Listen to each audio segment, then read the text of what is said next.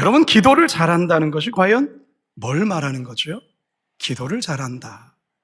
기도에 막힘이 없이 청산 유소와 같이 기도를 하는 것을 말하는 걸까요? 성경은 그렇게 말하지 않습니다. 말이 서툴고 문장이 어설퍼도 진실된 마음과 상한 심령으로 하나님 앞에 드리는 기도, 바로 그런 기도가 하나님과 성도들을 감동케 하는 기도인 것입니다. 오늘 본문에서 한나의 기도가 바로 이런 기도였습니다.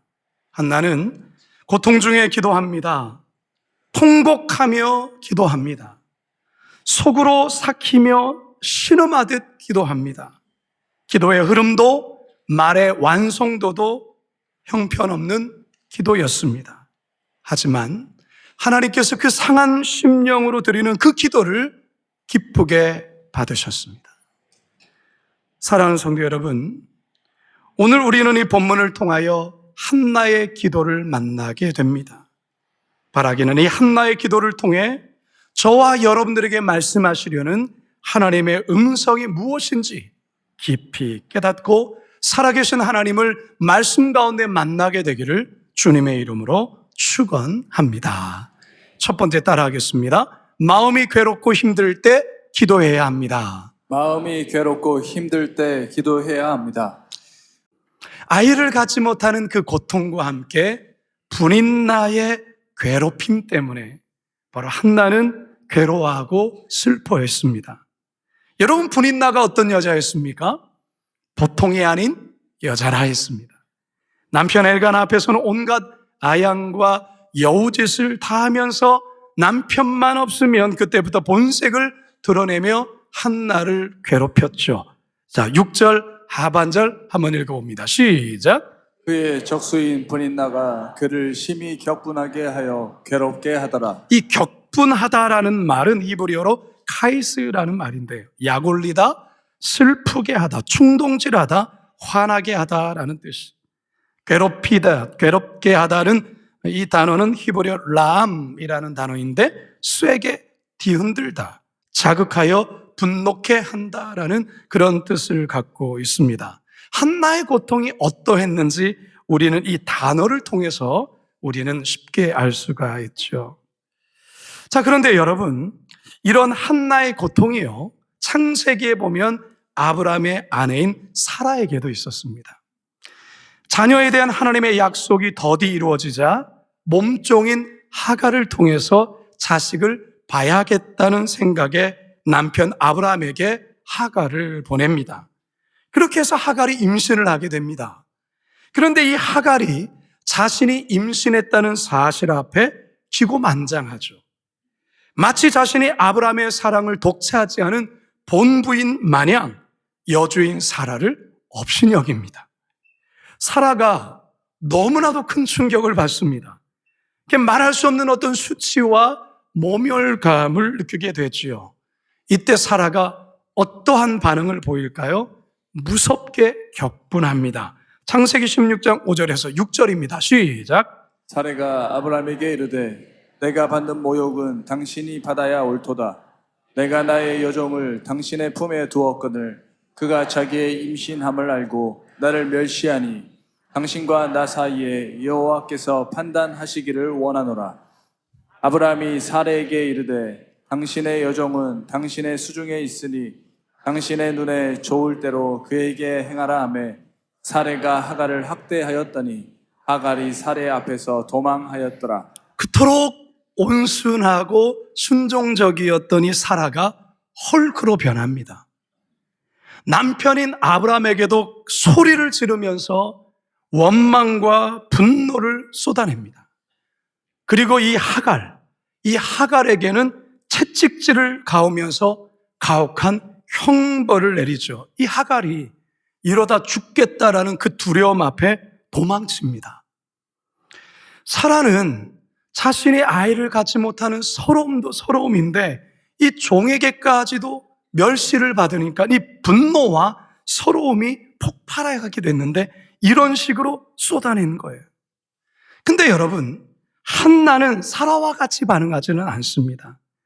한나는 하나님 앞에 나아가 통곡하며 자신의 그 억울함을 쏟아내는 방식을 선택합니다. 10절을 함께 읽습니다. 시작. 한나가 마음이 괴로워서 여호와께 기도하고 통곡하며. 한나가 마음이 괴로워서 여호와께 기도하고 통곡했다라고 말합니다. 솔직히 우리들도요, 너무나도 속상하고 억울한 일을 겪게 되면 한나와 같은 반응보다는 사라와 같은 반응이 먼저 나올 때가 있어요. 당한 만큼 되갚는 거죠. 격한 감정을 쏟아내면서 나의 울분과 화를 토해내는 거죠. 근데 여러분, 사람에게 격한 감정을 쏟아내므로 그 문제를 해결하려 할 때 문제는 해결되지 않습니다. 더 큰 문제가 발생합니다. 따라서 성도 여러분, 어떤 억울함과 속상함이 그 마음을 뒤흔들 때 사라와 같이 반응해서는 안 됩니다. 한나와 같이 그것을 하나님 앞에 가지고 나아가서 하나님 앞에 쏟아내야 하는 것입니다. 하나님은 이런 자를 가까이 하십니다. 시편 34편 18절입니다. 시작. 여호와는 마음이 상한 자에게 가까이 하시고. 사랑하는 성도 여러분, 마음이 괴롭고 속상할 때 감당하기 힘든 인생의 문제 앞에 기도하셔야 합니다. 한나와 같이 하나님 앞에 통곡하셔야 합니다. 그러면 마음에 응어리진 것들이 풀어지게 됩니다. 사람 앞에서가 아니에요. 사람 앞에서가 아니라 하나님 앞에서 하셔야 되는 거예요. 유창하게 기도하지 못해도 괜찮아요. 깨지고 상한 마음 그대로 하나님 앞에 나아가시면 됩니다. 바라기는 한나와 같이 고통과 괴로움 앞에 절망하거나 분노하는 것이 아니라 하나님 앞에 나아감으로 또한 기도하심으로 우리의 마음을 그분께 쏟아내시길 주님의 이름으로 축원합니다. 두 번째 따라합시다. 하나님 앞에서 오래 기도해야 합니다. 하나님 앞에서 오래 기도해야 합니다.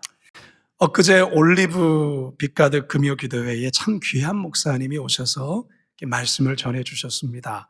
하와이 열방대학에서 귀한 사역을 감당하시는 김교문 선교사님께서 오셔서 말씀을 전해주셨는데요.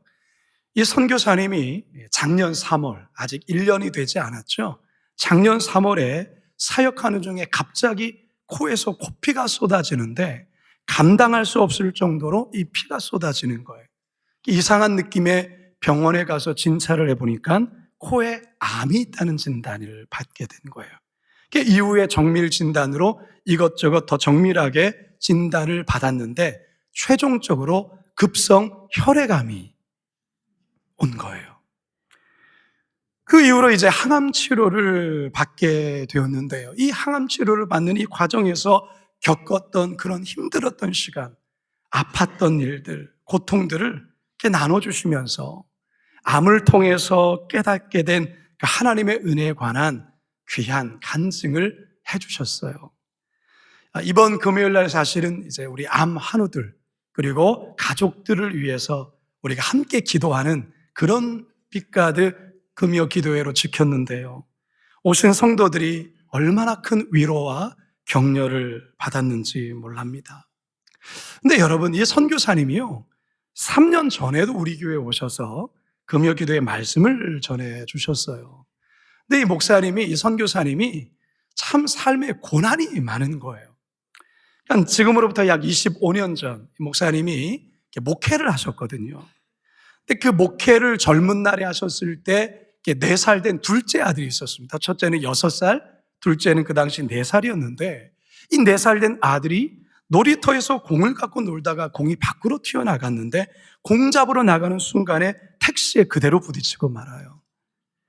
이 사고로 아들의 왼쪽 종아리 뼈가 살을 뚫고 나올 정도로 아주 심각한 상태였고 어깨뼈와 허벅지뼈가 부러지고 이 아이가 택시 밑으로 깔리게 된 거예요. 이 택시를 들어서 겨우 이 아이를 빼내서 대학병원 응급실로 가게 되었는데요. 목사님이 이 소식을 듣고 응급실로 급히 뛰어간 것이죠.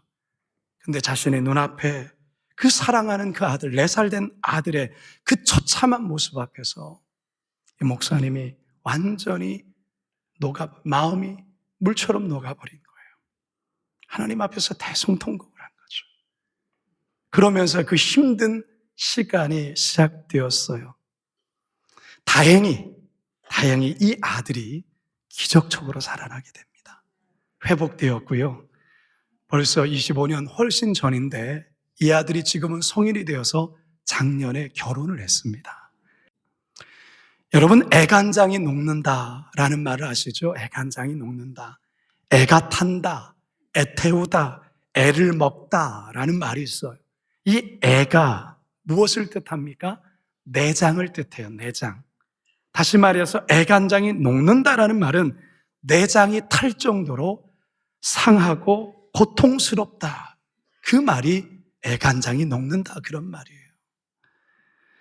여러분 혹시 여러분의 삶에 애간장이 녹는 그런 일을 겪어보신 적 있습니까? 애간장이 녹는 심정으로, 애가 타는 심정으로 기도해 보신 적이 있으십니까? 있다면 언제입니까? 보통 많은 부모들이 자녀들이 뜻하지 않은 큰 사고를 당할 때, 뜻하지 않은 크게 몸이 아플 때, 그리고 너무나도 어려움으로 세상과 단절된 삶을 살아갈 때 부모는 애간장이 타게 됩니다. 애간장이 타는 심정으로 기도할 때가 있어요. 오늘 본문에서 이 한나가 바로 그런 기도를 합니다. 애간장이 녹는 기도, 애가 타는 기도 한번 들어보시겠습니까? 11절과 15절과 16절입니다. 시작. 소원하여 이르되 만군의 여호와여, 만일 주의 여종의 고통을 돌보시고 나를 기억하사 주의 여종을 잊지 아니하시고 주의 여종에게 아들을 주시면 내가 그의 평생에 그를 여호와께 드리고 삭도를 그의 머리에 대지 아니하겠나이다. 나는 마음이 슬픈 여자라. 포도주나 독주를 마신 것이 아니요 여호와 앞에 내 심정을 통한 것뿐이요 당신의 여종을 악한 여자로 여기지 마옵소서. 내가 지금까지 말한 것은 나의 원통함과 격분됨이 많기 때문이다 하는지라. 말할 수 없는 그 상한 마음, 그 마음에 있는 원통함과 그 마음에 있는 서러움, 그것들을 하나님 앞에 쏟아내며 이 기도를 드리는 거예요. 근데 한나의 기도가 오랜 기도로 이어집니다. 12절 상반절입니다. 시작. 그가 여호와 앞에 오래 기도하는 동안에 왜 한나가 이렇게 오래 기도하는 걸까요? 그 마음속에 그동안 겹겹이 쌓였던 그 울분과 서러움이 폭발하게 됐는데 눈물이 멈춰지지가 않는 거예요. 그 마음속에 있었던 그 아픔이 계속해서 쏟아지는 거예요. 계속해서. 그리고 이 아픔, 이 속상함을 하나님 앞에 다 풀어놓다 보니까 그는 하나님 앞에서 오래 기도하게 된 것입니다. 사랑하는 성도 여러분, 혹시 한나와 같은 애간장이 녹는 상황 속에 있는 분 계십니까? 하나님 앞에 오래 기도하십시오. 겹겹이 쌓인 그 서러움, 그 마음이 풀어질 때까지 하나님 앞에 오래 기도하십시오. 하나님은 그런 우리를 반드시 만나주시고 그 마음에 맺혔던 것 풀어주시고 해결해 주십니다.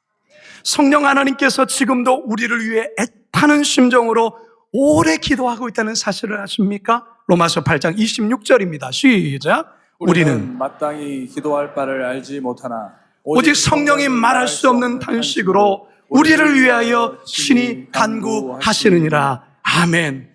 예수님께서도 겟세마네 동산에서 애타는 마음으로 오래 기도하셨어요. 십자가의 그 무지무지한 이 고난 앞에 예수님은 처절히 사투하며 하나님 앞에서 오래 기도하셨어요. 이마에 흘러내린 땀방울이 핏방울이 되기까지 우리 주님은 애절하게 주님 앞에, 하나님 앞에 오래 기도하셨어요.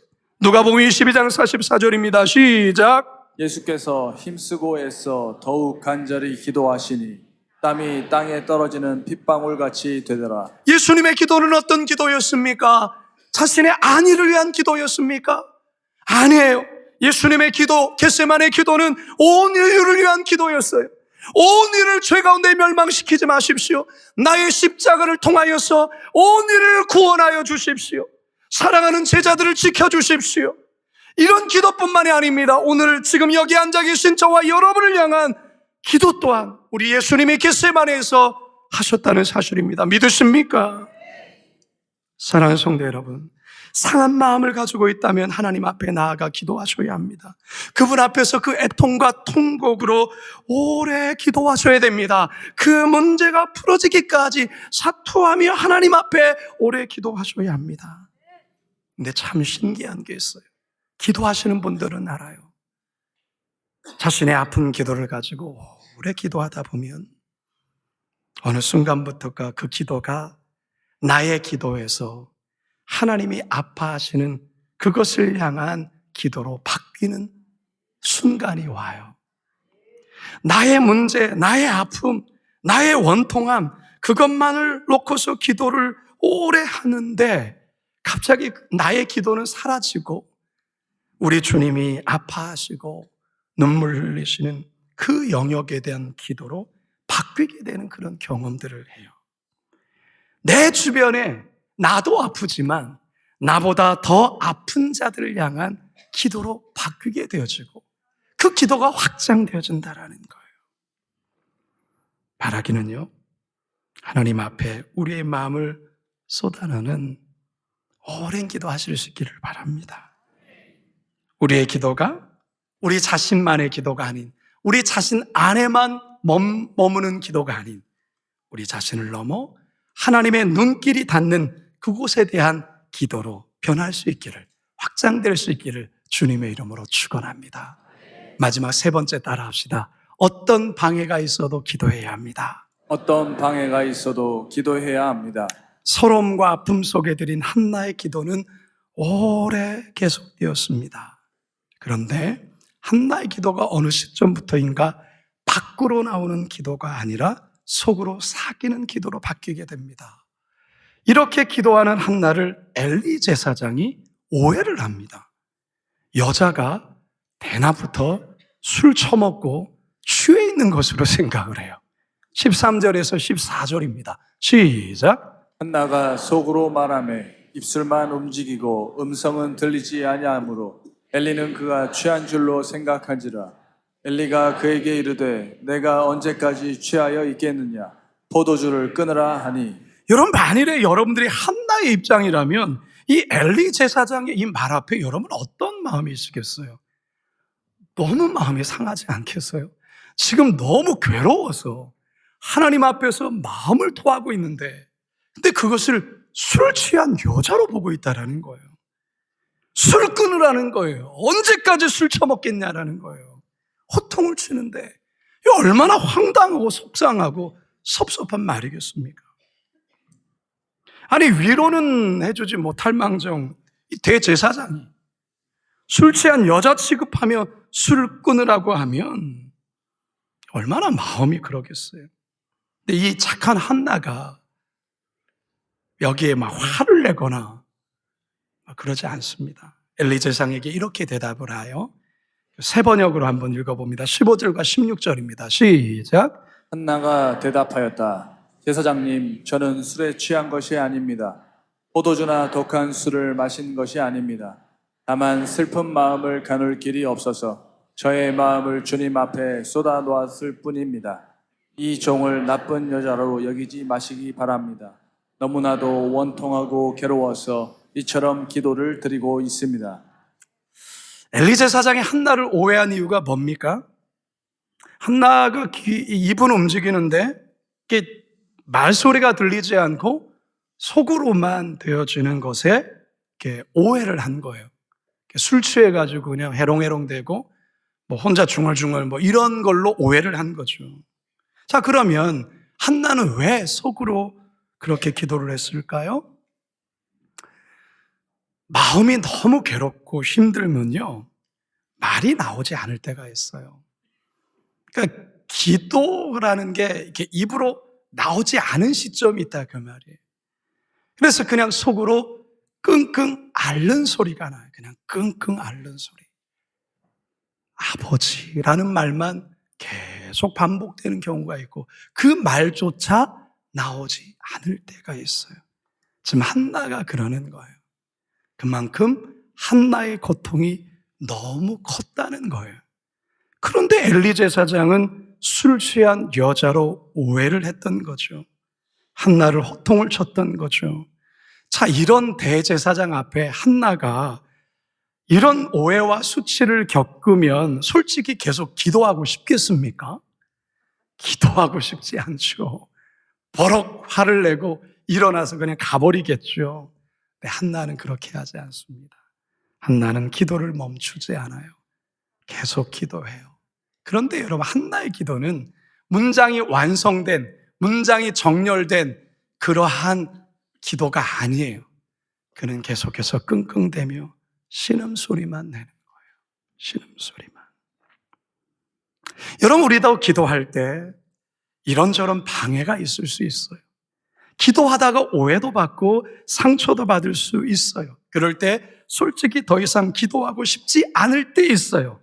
여러분, 분별을 잘 하셔야 됩니다. 사단의 공격일 수 있어요. 사단은 어떻게든 우리의 기도를 멈추게 하려고 합니다. 여러분, 기도하면 하나님이 역사하십니다. 믿으셔야 됩니다. 기도하면 하나님이 역사하세요. 기도를 멈추면 사단이 역사합니다. 여러분, 이것을 기억하셔야 됩니다. 어떠한 방해 앞에서도 기도를 멈추면 안 됩니다. 기도를 쉬어서는 안 됩니다. 기도를 계속해야 됩니다. 그러나 제가 여러분께 말씀드리니 기도라는 것은 문장이 완성되어지고 현란한 그 기도를 말하는 것이 아니에요. 너무 속상하고 마음이 무너지면 기도가 말로 나오지 않아요. 아버지, 그냥 안에서 신음한다 그 말이죠. 그러나 신음할지라도 멈추지 말라 그 말이에요. 신음할지라도 하나님 앞에 나가라는 것이죠. 신음하면서 하나님께 나가면 하나님께서 그거를 기도로 받으신다라는 거예요. 저게 무슨 기도일까라고 말할 수 있지만 하나님은 우리의 마음을 보시는 거예요.